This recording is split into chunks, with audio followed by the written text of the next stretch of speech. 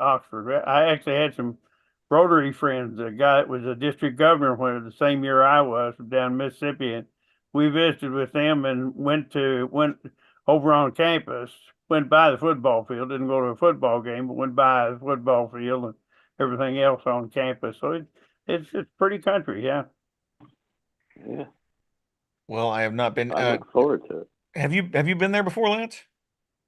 No, I've never been. So I've heard a lot of good things. So I'm certainly looking forward to it. All right, we're live on YouTube, so anything you say can and will be made fun of in the future. You do have the right to remain silent, but it means you're a no fun Nick. I'm practicing.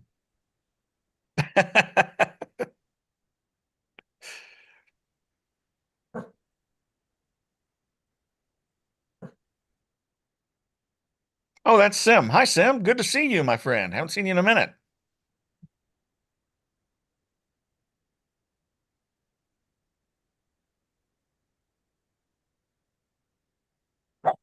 Are you speaking? Sim, you're muted. I don't know if you're speaking or not.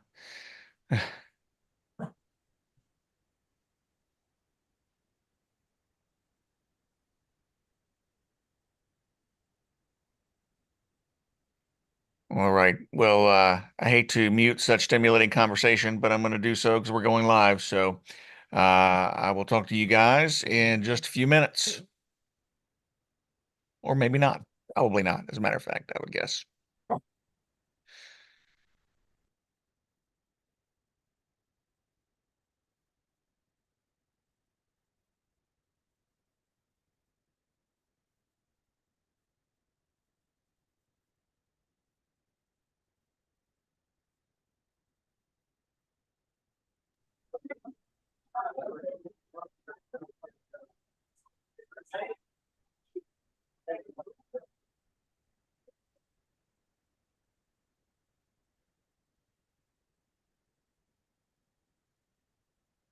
All right, all right. Happy Thursday. September 26th, here for our pledge and inspiration. Cheyenne. Okay, we're gonna do it backwards a little bit because, you know, that's how I roll. So let's do the pledge first. I pledge allegiance to the flag of the United States of America and to the republic for which it stands, one nation under God, indivisible, with liberty for all. And the four-way test. To the truth, to the prayer of all concerned, look at the will and beneficence. Okay, you may be seated.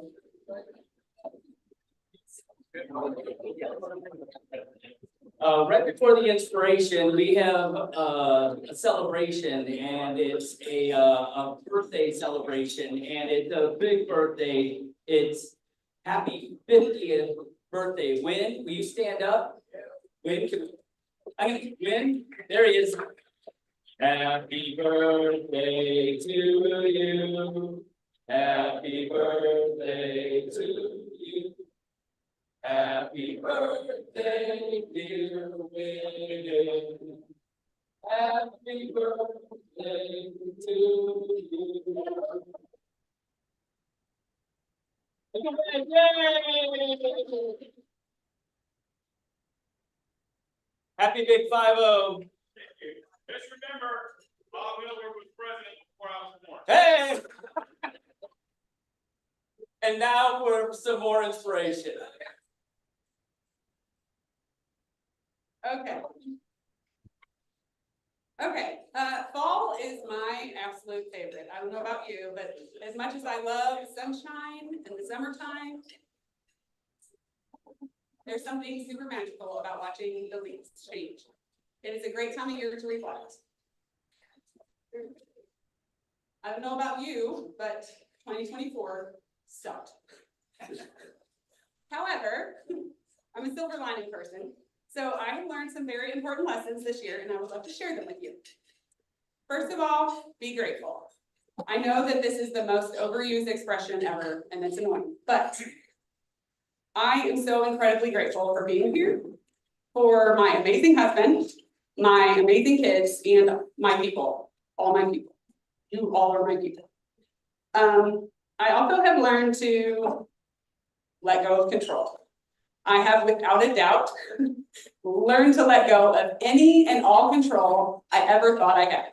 And if you remember back before you had kids and you thought you had it all figured out, remember that? Like, I'm gonna, yeah, just let it go. I've realized the only thing I have control over is how I respond to life. So just let it go and let it be. I've learned a lot about humor. I thought I had a good sense of humor before, and now I find humor in nearly everything, because if you don't laugh, you will cry. Be where you are. In a world full of technology and everybody being on the go all the time, I've learned to just be where I am. Enjoy the people that you're with and the time that you have. Be present. Stop worrying about what's next. Just be where you are. And because it's the first week of fall, I thought this quote was appropriate. Autumn teaches us the beauty in letting go. Growth requires release. It's what the trees do. Let it go.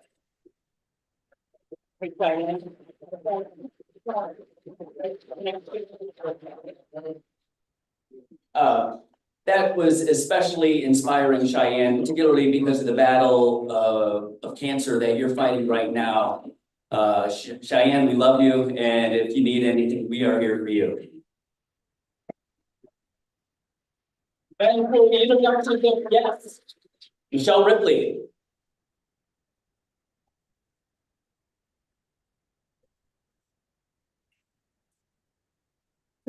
I think this is one of the largest crowds I've seen at Rotary in a long time. Let's give each other a round of applause. Amongst us are several guests. Let's welcome Laurie Stollenweck, who's a guest of Laurel Martin. Oh, there we go. Hi, Laurie.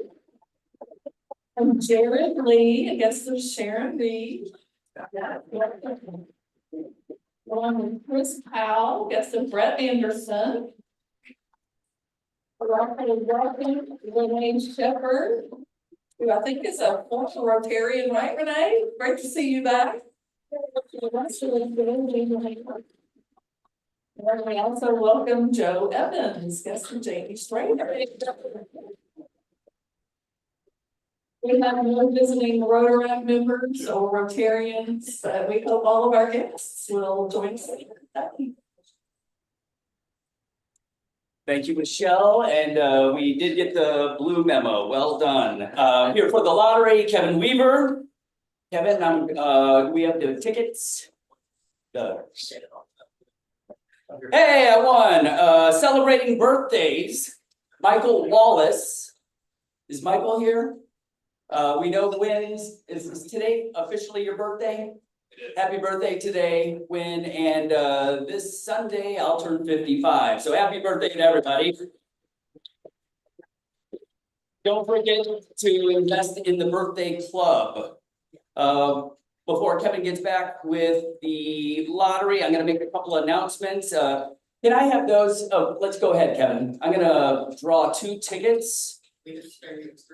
Queen of Spades, $305. Last 4 digits are 5085. 5085. 5085, and we've got one, and then 5092. Come on up and try your luck. 5092. Going once. 5092 going twice. Yay! All right, Christy. Here we go, Bill. Queen of Spades. Start it over. And no dice, but thanks for playing, Bill. All right, oh, and Christy, pick a lucky one. Oh, you got it. Yeah. Here we go. Oh, close. And thank you for playing. I appreciate it, Kevin, very much. And we had RLI, Rotary Leadership Institute, a couple of weeks ago. Will anybody who participated or facilitated please stand? It takes 16 hours. Thank you, thank you, thank you, thank you, thank you. It takes 16 hours of training to complete that. And Gary McCormick, you completed it, and you completed it at the same time you completed your chemotherapy. Stud of the Year Award, Gary McCormick, way to go. We're working on our roster, and before we do that, we want to make sure everybody's paid their dues. If you have outstanding dues, make sure they get paid. We're in process now, so please address that immediately. The wheel horse looks great, John and team. It really looks great every week, and please read it for all the insights into what we've got going on. What also will help us look great, I've got some shirts that I'm looking at for elevated swag for the Rotary Club. I've got some short sleeve, long sleeve, and some pullovers. If you look, when you walk out and you like any of them, put your name by it. It doesn't commit you to buy. I'm just looking for indications of interest on which items we wanna go along on. So please, before you go, the right back where you would buy the tickets for the lottery. And this tomorrow, the early bird networking event is 8 to 9:30. It's at Studio 46 in Lexington Green, super easy to get in. It's an amazing networking event. If you haven't been, shout out to Jenny, Dylan, and Crystal for putting this on. It's an absolute home run networking event tomorrow morning at 8 a.m. 46 Solutions.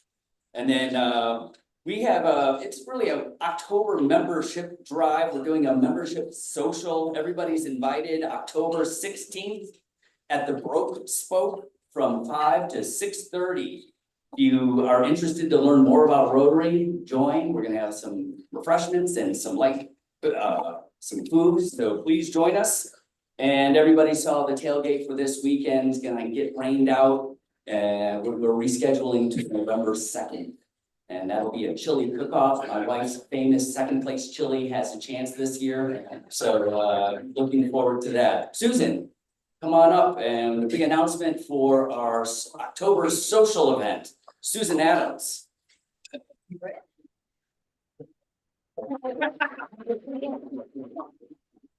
So you just heard about one October social that we're going to have in the membership drive, but we have 3 others going on in October too. So be ready to have some fun in October. First one is going to be October 17th. That is our Rotary Spin to Win. It's for Polio Plus. You see the tabletop signs. And we'd love for you to join us on a bike. You have to have no experience riding a bike. Jenny Schnur is going to lead us, and it will be a lot of fun. We might have some libations afterward.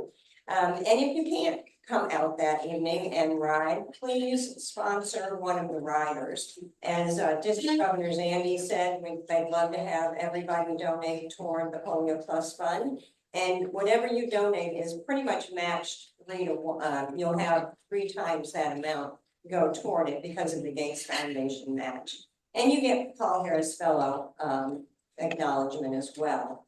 And then we're going to have Keeneland as our standard in October. That'll be October 23rd. That's also on your table. So we only have 9 tickets left. Please go ahead and get those tickets if you're interested in them, because there is a time ahead of the 23rd that we have to turn in any unused tickets.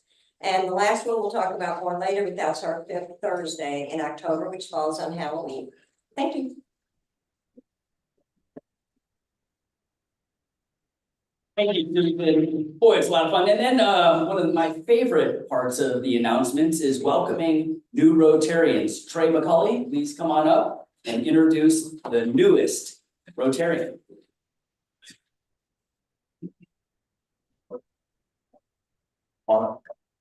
I'm happy today to introduce my friend Brian Martin. We've been friends for quite a while. He's a great leader in our community. He's originally from Pikeville and he's been here in Lexington now for 21 years. He was a Theta Chi at Morehead State and has a master's from EKU as well. He was a Rotarian before in Frankfurt from 2013 to 2015. He was also involved with Kiwanis. He's been in the insurance industry for 21 years now, specializing in Medicare, life insurance, and employee benefits. He's a vice president of Starlight Financial Group. He's a Bengals fan, so he's sad. And this may be make him the most popular Rotarian. He's interested in starting a Rotarian cigar and bourbon club. So I think, yeah, we already got one. So, all right. So I'd like to welcome Brian Martin to Rotary.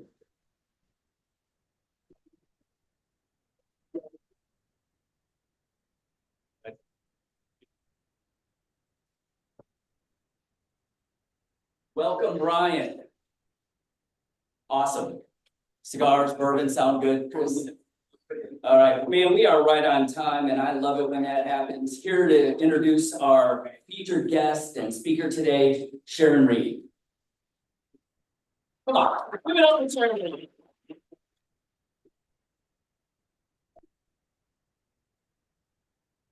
Thank you. These tall people, I have to. I'm really excited to bring back Allison Lankford to speak to us and to tell you about the accomplishments that are being done just down the road, and she'll be telling you about that. For our guests and new members, I would like to encourage you to be part of our commitment to the park by contributing to our goal of $100,000. Many of you have been very generous already, but we need more. Our tailgate party, hosted by Susie and Kenny Basham. Thank you, Susie, for doing all that. And our raffles have been very helpful and a lot of fun. On the table are envelopes, and the envelopes have been developed by Peggy Trafton to make your contributions easier to make and give. There's also a QR code there, so you can shoot that and donate that way. I would like to introduce Allison. Allison, come on up. She's executive director of the Gatton Park. I have to stop and think about that because we all know it as Town Branch Park, but now it is Gatton Park at Town Branch. And I first met Allison many years ago at the Bluegrass Community Foundation while she was the main attorney there. She will be happy at the end of her presentation to answer questions at the end of her presentation. So thank you very much.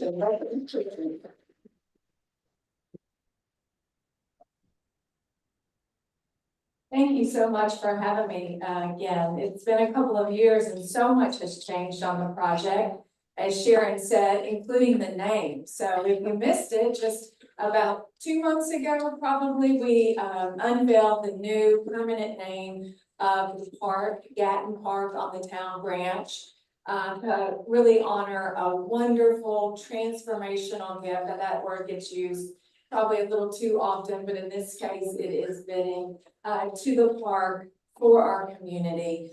And so we're thrilled to announce that. We very intentionally left in on the Town Branch though, because we wanted to hold on to really the history of the project, but also the history of Lexington. So as we're getting ready to celebrate our 250th year, the Town Branch is such a central piece of that. Lexington was actually founded on that, and we're doing a really fun, exciting project that we'll unveil at park opening. But it's around that Town Branch Creek that was so central to our community, and now will be a central piece of this park that people can appreciate, enjoy, walk alongside, walk over, as you'll see. This picture, before we move into the presentation, to give you a little context. How many were here when I spoke last time? Because I don't want to, yeah, a lot of people, but there's a lot of new folks, so that's exciting. So I'll try to balance some new with the old. But that couple, to give you context, is the friends are standing on Oliver Lewis Bridge, looking back toward Rupp Arena and the Convention Center. And that in fact is Town Branch Creek. that you see running through that. It daylights in the parking lot, which until 1 year ago, almost exactly, a little over about 13 months ago, we actually broke ground. And at that point, it was 11 acres of asphalt, except for this one little area where trees were growing up out of the concrete, or it appeared to be growing up out of the asphalt. That actually was Town Branch Creek that daylights there. And so we were able to, through this project, restore that stream bed and make it a central feature. So that should orient you a little bit as we move through the presentation. Oh, see, I was told how to do this. Well, a project like this doesn't get done without a whole lot of help and a whole lot of people.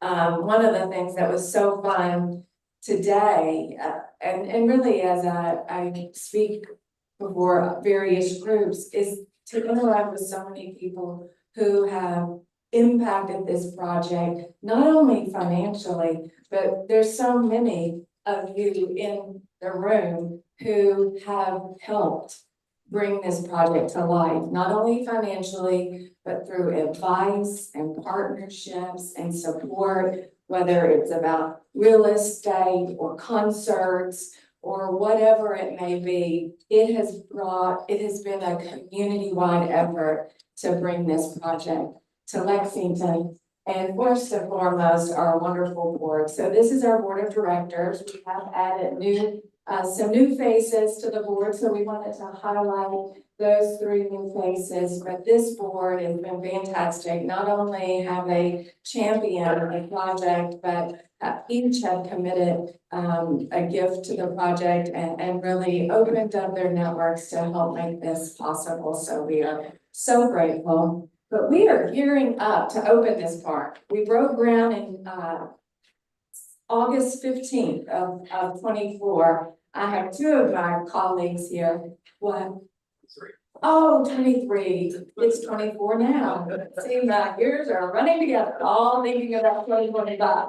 So 2023, thanks Ben. That's Ben Schaffer. He is our head of advancement and has helped to oversee an unbelievable fundraising effort for this project. And one of our newest members of the staff, who's pictured up here, Jarrett Lee, he's joined our staff just recently because as we look toward opening, you know, we focus so much. I think this is my 9th year officially on the project. And most of that time period has been focused on raising money, lots of money, developing the plan, getting community input, developing the design through that input, and then overseeing the construction. And so most of that has been covered over the last 9 years. Now we are looking toward opening, which is really a fun shift for our staff. But we brought on 2 new folks to help us. Jared is going to be over events and partnerships. So the park will have large scale events through wonderful partnerships in our community and regionally. And we also will balance that with the day-to-day programming in the park. How an ordinary person on an ordinary day might engage with the park, whether, you know, they're coming to hang out in the lawn and pick up a game in the reading room or a periodical, or they're doing yoga or arts and craft class. So our other new member, Erica Cook, comes to us from the Carnegie Center, where she did fantastic programming there and is going to carry that into the park. So we're thrilled about that, and they were working so hard to get this park ready to open.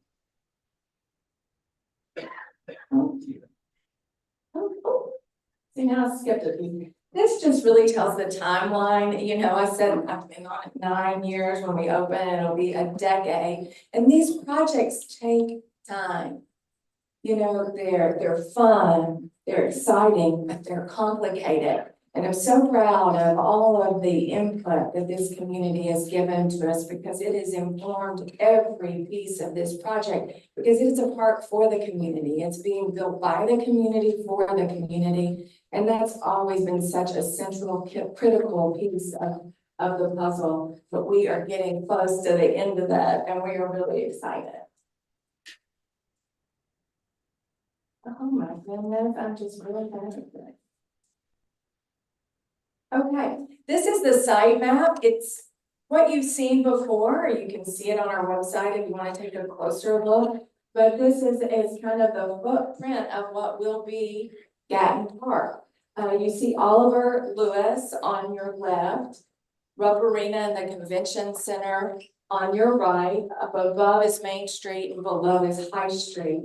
And that is your 11-acre Gatton Park there in the center. Closest to Rupp Arena and the Central Bank Center is our Great Lawn, and there's additional pictures of it, but that's really an area that'll hold about 4,500 people for performances and has a state-of-the-art stage and kind of backup house amenities. And so we are going to host major concerts and other entertainment events in that space. But it's also been designed very thoughtfully to accommodate the needs of our nonprofit community. That was critically important to our community when we did community engagement. And so it was critically important to us when we designed this space. And so those tiers, what looks like lines in the Great Lawn, really help to define that space. You also see then to the left of that, which we'll pull out some photos for you, but a water play area, a kind of hard skate play area, a dog park for both our small furry friends and large dogs, and a newest feature that you're getting a sneak peek of, we haven't really announced yet, but is a wonderful new building we're adding to the footprint through a very generous donation. A butterfly house and garden center. And so that is one of the newest features, and there'll be a lot more to come about that.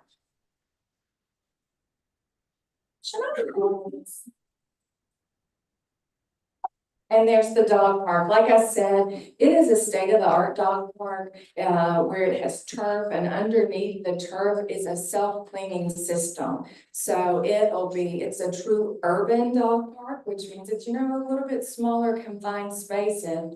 So we have to do it in a way that really meets the standards that we expect for cleanliness all over the park. It's an important feature for not only us, but for folks who want to live downtown. A lot of these features that you'll see in the park, not only are they just great amenities to have in our community, but they also expand the type of person who sees themselves as able to live in our downtown. And we all know, no matter what side of the issue you're on, we need more people living in our downtown. We need to concentrate that because there's continued pressure on the outskirts of our downtown. And so amenities like dog parks and playgrounds and those types of things really expand the type of person who believes they can live and enjoy life in the downtown core. This is a great picture of our stage and Great Lawn. It shows that tiering system. And you're entering from the main entrance on High Street, walking over a pedestrian bridge, and you're landing on the perch, which is my favorite spot in the park because it's the highest point and you can see all of the features. And that's already starting to take shape. This is the water play area. It's not just any water play area. It has your traditional splash area, but it's also meant to teach children about STEAM, kind of STEAM educational components where you're learning about how creeks dam and flow and how you can influence waterways in that way. Our stream, our Town Branch Creek, because of elevation changes, and quite frankly, it's part of our stormwater infrastructure for our community. So it's never something that we're going to encourage people to get in. So this will be alongside that and be water that's you're supposed to play in, that's clean and safe and fun. And then you have your traditional playground area, which was very intentionally designed for children of all abilities. So no matter the feature in the park, children, no matter their ability, are able to access that. So on the second floor, this is a grist tower, playing on the grist mills that were originally along the Town Branch Creek. So it's a 4-story play, feature where you can climb through and navigate the different play components. And if you get to the top, you have a fun slide that takes you all the way down. But it also, to your right of that, is a multi-person slide to complement the slide in the grist tower. So a caretaker could accompany a child that might need extra help and go down the slide. So it's all very intentionally designed, and I think one of the part of your gift is to go toward the plantings in the water play area that are really specific and intentional to children, that are fragrant and have different feels and touches. So all of it's meant to be a really learning opportunity, not just for play.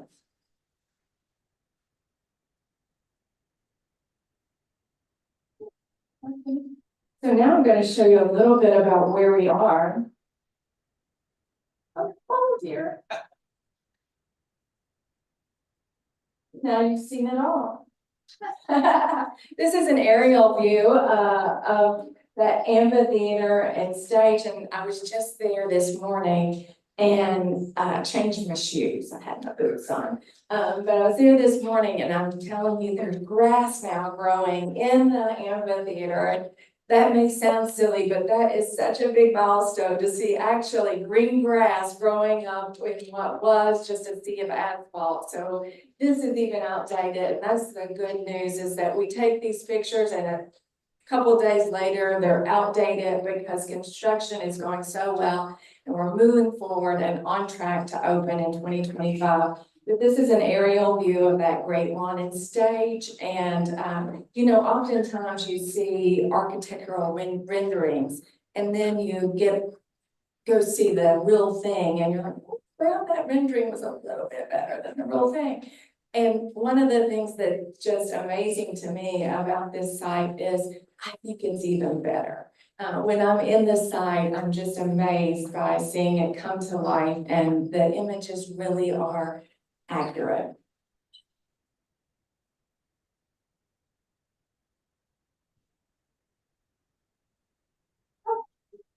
This is kind of a strange photograph, but important because we wanted to show where all the hardscapes are starting to take form. And this is where the trail, Town Branch Trail or Commons, comes into the park. And so not only do we have walking paths in and around and through the park, but the trail actually comes through there. And so it's a piece of our transportation corridor. And so you're seeing the Commons as it comes through the park, and it'll come all the way from Main Street, all the way up to Manchester. My instinct is to hit this. That's another view of the Great Lawn. You can kind of see a little bit of green.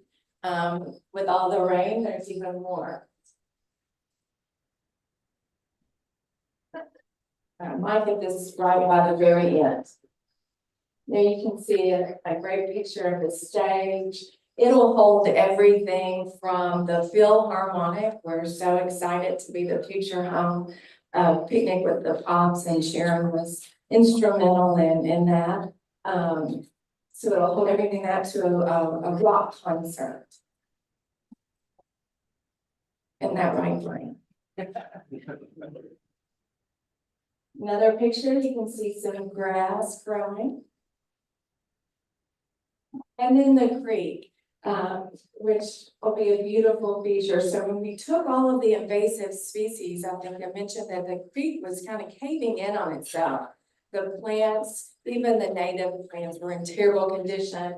We did save a number of trees, which I think is really going to make a big difference. And we were pleased to do that. But there's hundreds of trees that we're about to start planting in this space. We got a wonderful grant from the federal government. How many trees is it covering, Ben? 350. Yeah, close to 500 trees that this particular grant covered. And so There are gonna be trees everywhere. It's gonna take a little time for them to grow, so you're gonna have to be a little bit patient. But, we're, with this grant, able to increase the size, the maximum that is a healthy size to plant and ensure that they can continue to grow and stay healthy. And so as we're preparing to all open, we have studied parks all over the country. The good, the bad, what do they do right? What do they wish they'd done differently? And all of them, almost without, I think without fail, I haven't talked to one yet who didn't underestimate the amount of visitors who would come to the park. And so we're estimating around 1 million visitors annually to this park. But I don't know, we might still be underestimating. So what's next? As I said, we've started construction. We're still on track to open in 2025, and our team is busy planning really fun things for 2025. We're really considering that whole fall through winter of 25 to be a grand opening celebration, with each month featuring new, fun, exciting activities, free to the public, most of them. And so we're busy doing that. And from a fundraising perspective, we're so pleased that we have been able to close out our capital campaign, which means we have raised the money to build the park, which we are so thrilled about, to the tune of just over 55 million.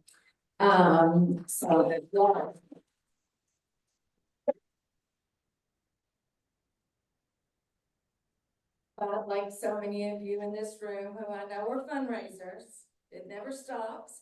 So now we are working to really build an endowment that will support this space for years into the future, when all of us are gone and those that come behind us are still enjoying it. And we think that's really, really critical. And so we're busy planning for that. We're also busy raising dollars related specifically to programming and specific programs we want to bring into the park. So there'll be a lot of sponsorship opportunities for those programs. But we want to turn this over to the community in the healthiest way possible. So we're committed to continuing to build that endowment and the annual operating. And finally, I mentioned the programming plan and grand opening in 2025. When we think of, I often get asked about how will this park function and operate. You know, it's not a new model to have a nonprofit or conservancy operate, program, and maintain a park like this, especially parks like this in your downtown core. There's models that we've learned from all over the country, as I mentioned. But it takes thoughtful planning. This will be operated by Gatton Park, which is a nonprofit organization that was very intentionally thought through way back when, 9 years ago, when we first launched this, because we knew that our city does a great job with their parks, but they have a lot on their plate to take care of. And so we knew this being a central feature of our core downtown, we wanted to maintain it to the highest standards, different types of programming to come in, including those large scale events. And so this is really our operating model for the park. 50% will be from our revenue. We're very fortunate to be adjacent to the convention center, to have this stage and great lawn. So there's a lot of rental opportunities. Food and beverages will be served in the park. There'll be certain ticketed events. But in order to provide all the free programming that we want to do, we also have to continue to raise those dollars, a friends of type situation, coupled with sponsorship opportunities. And if we're successful in building our endowment the way we hope and plan to, then that will continue to supplement those operations for generations to come. And last but not least, this is just a kind of sprinkling of some of the programming that we plan to do to show you that, you know, we're thinking about every corner of the park and the types of activities that people might like to enjoy. And this all comes from really our community engagement. We've engaged with over 15,000 people in our community, and they've told us what they want to do and how they want to be in Gatton Park. And so we're getting excited to deliver it to you and others in the community. I think that's it. I'm happy to take questions. Well, the water, it's going to eventually put the value of down. We're just proud as Rotarians to be a part of this project. One of the things I have is, where do we park? That is a question. I should go back to the site plan, if I can get to it quickly. Now that I figured this out, I'm much better. So along Manchester Street, you can barely probably see it, but there's little dashes. There's over 20 parking spots along Manchester Street there that are being created as we redo that roadway as part of the park plans. Also, the High Street lot, which is currently, you know, owned and operated by the Central Bank Center, but has opportunities to pay to park for various events. Even if that's redeveloped, which I understand the plans are, they will supplement that with parking opportunities, parking structures, so that'll be close by. And we've tried to think about strategically drop-off areas. We had someone study the parking spaces within walking distance of our park, and they were actually blown away by how much parking is really available within a short walk to the park. We don't always think about that, but think about Rupp Arena. You know, it hosts much larger events than we're able to, and people find parking in and around it. So on a day-to-day basis, hopefully you'll be able to park right in one of those 20 spaces most of the time, but for large-scale events, it'll be very similar to something going on at the convention center or Rupp Arena. And we'll have maps on our website and hopefully even mobile one day that help navigate that. Looks like a beautiful, going to be a beautiful venue. What sort of arrangements or what sort of discussions have you had with the city about security? And so you're not constantly cleaning graffiti, that kind of stuff. Good question. Well, we have graffiti coating going on everything. I just saw the test that was done on some of the concrete. You can't believe the stuff I get involved in, but I was watching them try to clean graffiti off of a test site, and it worked. Good news. So we're really being careful about the design and those types of things. But we'll also have 24/7 security in the park. During the day, it'll look much more like park ambassadors, friendly faces to help people navigate this space.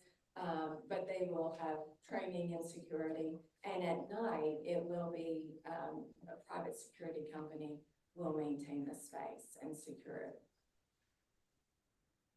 Second question, you alluded briefly to cleanliness of water. What's the status of the Town Branch itself? I know it's really maybe not part of the park, but what's the status of that, and is that going to be cleaned in some way? It is surprisingly a big part of the park. You cannot imagine the stormwater infrastructure that we put in under the park.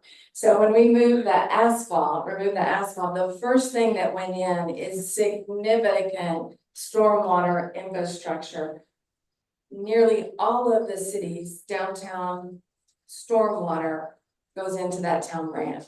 And so we have put in things that I don't understand. You're right, this is really beyond me, but I saw it and it's in there. And working with the city to do that. We also have 3 bioswales in the park itself near the creek that are to help that.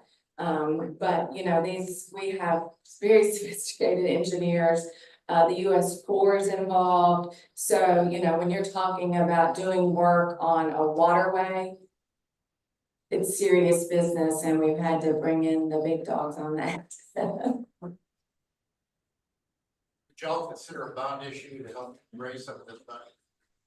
Well, we considered everything, I'll assure you. And you know, as it got close, we thought we might have not a gap in commitments, but a gap in cash flow. And really that was one of the saving graces of the Gatton Foundation. They came in and they really helped us close that gap. So we didn't have to take steps like that, and we're able to raise the money.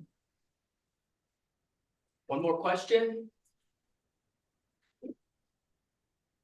If you selected a vendor to manage the concert space, how do you plan to do that? Well, we are in negotiations, and maybe you could nudge your friend behind you. Ryan Sykes, Oakview Group and the Lexington Convention Center. So yes, we will partner with a group, a producer, to bring in large concert acts and entertainment into the park, and that will complement things that the park itself is gonna do, and then also our nonprofit friends who are gonna come in and use the space. So we're really trying to do a delicate balance of fun, large ticketed events, which our community has said they want. It's the thing that we hear most about and the most excitement about. So we want to bring that to the community for sure. But we want this to be a venue that solves a lot of our nonprofits issues, and finding spaces like this to bring programming to the community. So we're trying to strike that balance, and it'll be a learning process, I think, at those first few years, but with your help, we'll get it right.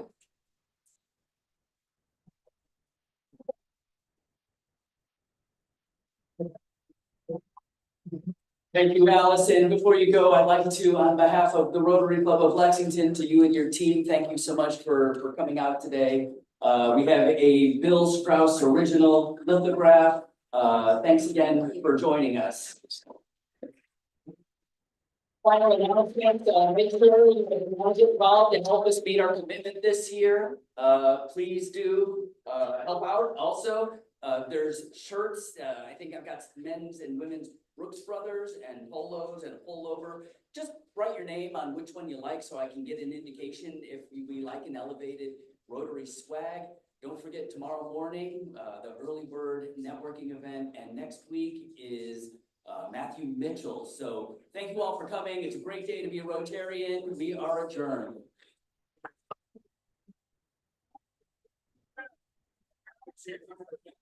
Get out.